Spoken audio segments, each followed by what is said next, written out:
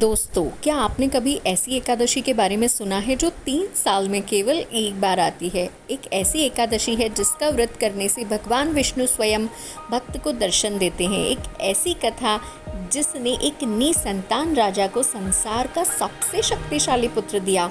आज इस दिव्य कथा में हम जानेंगे पुरुषोत्तम मास यानी अधिक मास की सबसे दुर्लभ और चमत्कारी पद्मिनी एकादशी की संपूर्ण कथा।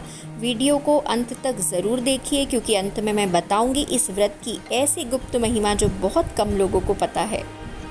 ओम नमो भगवते वासुदेवाय। हे समस्त संसार के पालनहार भगवान वासुदेव, आपको मेरा बार बार प्रणाम है। जो भगवान शंख चक्र गदा और कमल धारण करते हैं, जो वनमाला से सुशोभित हैं, जो पीले वस्त्र पहनते हैं, ऐसे संपूर्ण जगत के स्वामी भगवान विष्णु को मैं प्रणाम करती हूँ।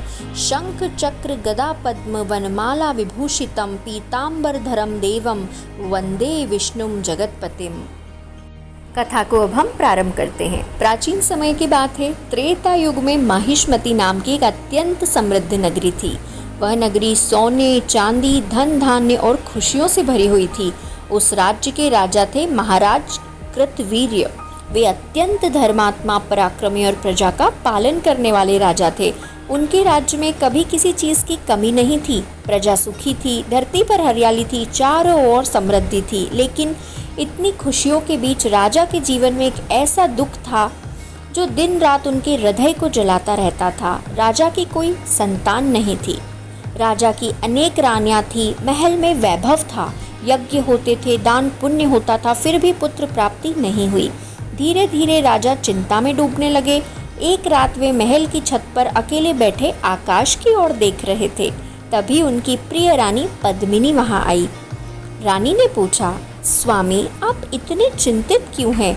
राजा की आंखें नम हो गई। उन्होंने भारी स्वर में कहा, हे देवी, मेरे बाद इस राज्य का क्या होगा? इतना बड़ा साम्राज्य लेकिन कोई उत्तराधिकारी ही नहीं।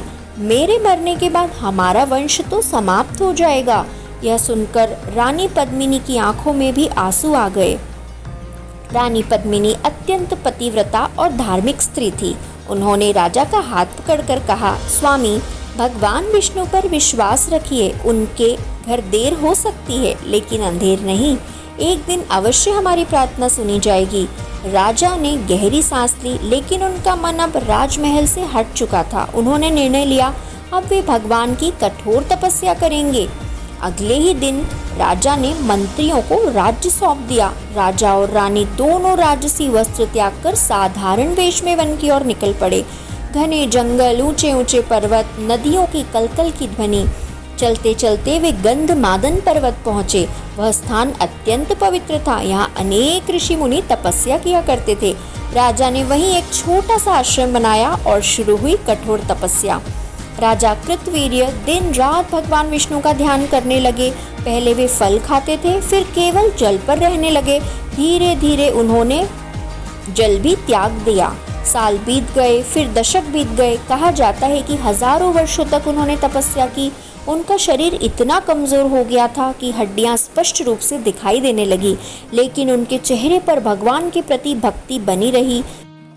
रानी पद्मिनी भी उनके साथ सेवा में लगी रहती। वह जंगल से फल लाती, आश्रम साफ करती और भगवान विष्णु को फल अर्पित करती और विष्णु भगवान की पूजा करती। लेकिन इतने वर्षों बाद भी भगवान विष्णु प्रकट नहीं हुए। एक दिन रानी ने देखा, राजा ध्यान करते करते भूमि पर गिर पड़े। उनका शरीर अत्यंत कमज़ोर हो चुका था। रानी घबरा गई। उन्होंने राजा को संभाला। उनकी आंखों से आंसू बहने लगे। रानी रोते हुए बोली, हे प्रभु विष्णु, मेरे स्वामी ने इतना कठोर तप किया, फिर भी आप प्रसन्न क्यों नहीं हुए? पूरा जंगल उस करुण पुकार से गूंज उठा। उसी समय रानी को पास में एक दिव्य आश्रम दिखाई दिया। वह महर्षि अत्रि का आश्रम था। आश्रम में चारों ओर शांति थी। वेद मंत्रों की ध्वनि वातावरण में गूंज रही थी। रानी आश्रम के भीतर पहुंची। वहां माता अनुसुईया विराजमान थी। उनके चेहरे पर अद्भुत तेज था। रानी तुरंत उनके चरणों में गिर पड़ी। हे माता, मेरे स्वामी वर्षों से तपस्या कर रहे हैं, फिर भी हमें संतान सुख नहीं मिला। कृपया कोई उपाय बताइए। माता अनुसुईया ने प्रेम से रानी को उठाया, फिर बोली, हे पुत्री, अब अधिक मास आने वाला है। उस अधिक मास की शुक्ल पक्ष की एकादशी को पद्मिनी एकादशी कहा जाता है। यह संसार की सबसे दुर्लभ और महान एकादशियों में से एक है। यदि तुम श्रद्धा और नियम पूर्वक यह व्रत करोगी तो भगवान विष्णु अवश्य ही प्रसन्न होंगे। रानी ने हाथ जोड़कर पूछा, हे माता, इस व्रत की विधि क्या है? माता अनुसुईया बोली, दशमी के दिन से ही नियम प्रारंभ होते हैं। उस दिन सात्विक भोजन करना चाहिए, क्रोध, झूठ, चुगली और बुरे विचारों से दूर रहना चाहिए। एकादशी के दिन प्रातः काल ब्रह्म मुहूर्त में उठकर स्नान करो, पीले वस्त्र धारण करो, भगवान विष्णु को तुलसी जल अर्पित करो, घी का दीपक लगाओ। फिर माता ने मंत्र बताया, ओम नमो भगवते वासुदेवाय मंत्र का जाप करो। फिर माता बोली, रात्रि में जागरण करना, भजन कीर्तन करना, पूरी रात भगवान का स्मरण करना। जो भक्त ऐसा करता है उसके जन्मों जन्मों के पाप नष्ट हो जाते हैं। अधिक मास आया, शुक्ल पक्ष की एकादशी तिथि आई। पूरा वातावरण दिव्य लग रहा था। रानी पद्मिनी सुबह नदी में स्नान करके लौटी। उन्होंने पीले वस्त्र पहने, भगवान विष्णु के सामने दीपक जलाया और फूल अर्पित किए। रात्रि हो चुकी थी, आकाश में चंद्रमा चमक रहा था। रानी पूरी रात भजन गाती रही। त्वमेव माता च पिता त्वमेव, त्वमेव बंधु च सखा त्वमेव। हे प्रभु, आप ही मेरे माता पिता हैं, आप ही मेरे मित्र और सहारा हैं। त्वमेव विद्या द्रविणम त्वमेव, त्वमेव सर्वम मम देव देव। आप ही ज्ञान और धन हैं, है देवों के देव, आप ही मेरे सब कुछ है। भगवान आधी रात्रि का समय था। अचानक पूरा आश्रम दिव्य प्रकाश से भर गया। शंख की गूंज सुनाई दी।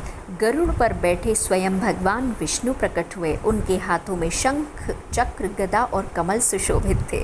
रानी की आंखें आंसुओं से भर गई। वे तुरंत भगवान के चरणों में गिर पड़ी।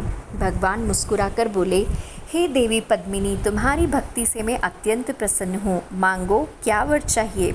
रानी ने कांपते स्वरों में कहा, हे प्रभु, मेरे स्वामी को एक तेजस्वी पुत्र प्रदान कीजिए। भगवान विष्णु बोले, तथास्तु, तुम्हें एक ऐसा पुत्र प्राप्त होगा जो संसार में महान और पराक्रमी होगा।